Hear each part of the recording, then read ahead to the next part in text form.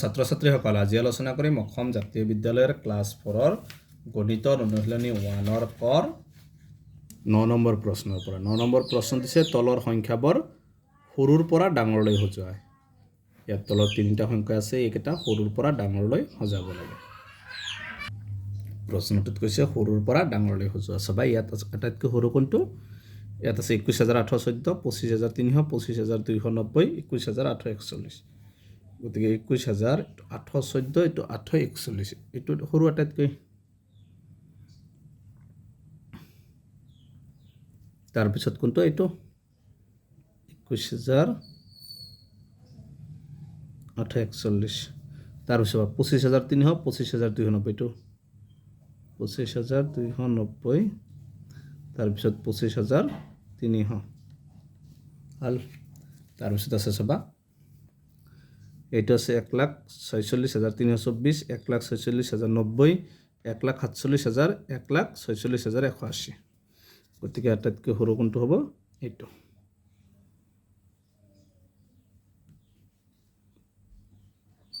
তাৰপিছত চাবা কোনটো হ'ব? এইটো 180, 1,46,180। তাৰপিছত এইটো হ'ব 1,46,325। তাৰপিছতটো হ'ব 1,47,000। ভাল। এবাৰ চাবা তাৰপিছতটো আছে 7,70,070, 7,07,777, 7,07,077, 7,70,077। গতিকে 7,00,000 এইটো 7,000,777 এইটো হ'ব আটাইতকৈ সৰু। 7,07,077। তাৰপিছত হ'ব এইটো 7,07,777। তাৰপিছত হ'ব 7,70,070, এইটো হ'ব 7,70,070।